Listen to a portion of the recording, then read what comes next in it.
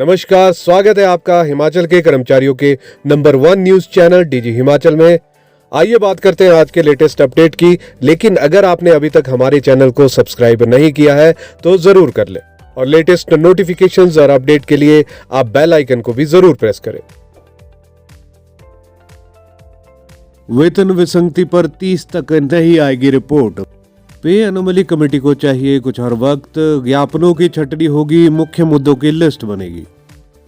नया पे कमीशन लागू होने के बाद कर्मचारियों की ओर से उठाई गई वेतन विसंगतियों पर कमेटी की रिपोर्ट निर्धारित अवधि यानी 30 अप्रैल तक नहीं आ पाएगी। इस कमेटी को कुछ और समय देना होगा।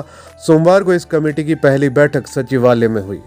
इसकी अध्यक्षता कमेटी के अध्यक्ष और वित्त सचिव अक्षय सूद ने की, जबकि इसके 2 सदस्य कंट्रोलर फाइनेंस राजेश शर्मा और अतिरिक्त निदेशक ट्रेजरी दीपक भारद्वाज के साथ सदस्य सचिव राजेंद्र शर्मा बैठक में मौजूद थे।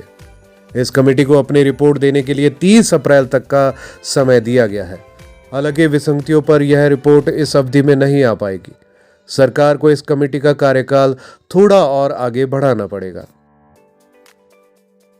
सोमवार को ही पहली बैठक में कमेटी के अध्यक्ष अक्षय सूद ने निर्देश दिए कि वित्त विभाग में अब तक मिले सभी ज्ञापनों की छटनी की जाए और जो पे कमीशन से संबंधित मुद्दे हैं सिर्फ उन्हें ही सूची में लिया जाए।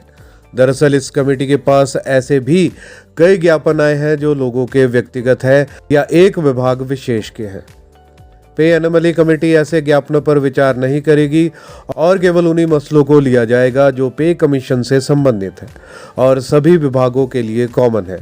अगर कमेटी के सामने रखे गए मुद्दों को देखा जाए तो 2 महत्वपूर्ण मामले कर्मियों द्वारा उठाए गए हैं। पहला मामला नए पे कमीशन के दौरान इनिशियल स्टार्ट देने का है और दूसरा 2012 की वे लेफ्ट आउट कैटेगरी है जिन्हें उस वक्त हायर ग्रेड पे में नहीं लिया गया था। सोमवार की बैठक के बाद यह तय हुआ है कि पहले मुद्दे लिस्ट किए जाए इन पर यह कमेटी सिफारिशें देगी। राइडर पर अब कैबिनेट में होगा फैसला। 2 साल के राइडर में फंसे कर्मचारियों के लिए मुख्यमंत्री द्वारा की गई घोषणाओं की अधिसूचना अब कैबिनेट में मामला रखने के बाद होगी। अब फाइल वित्त सचिव प्रबोध सक्सेना के पास है। वह खुद 3 दिन के टूर पर शिमला से बाहर है और 27 को होने वाली कैबिनेट के दिन ही वापस आएंगे। इसलिए अभी ये तय नहीं है कि 27 अप्रैल की कैबिनेट में ये फाइल एजेंडे में लगेगी या नहीं।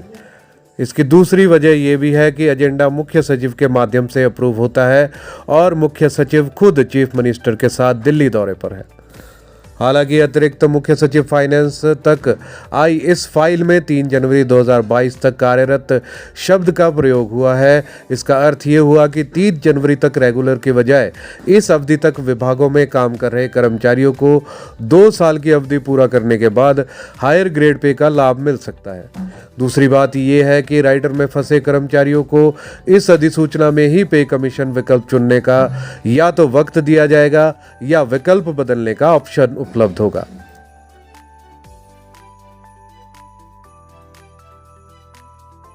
आपको ये खबर कैसी लगी? अगर अच्छी लगी हो तो आप हमारे चैनल को जरूर सब्सक्राइब करें और लेटेस्ट नोटिफिकेशंस और अपडेट के लिए बेल आइकन को भी प्रेस करें।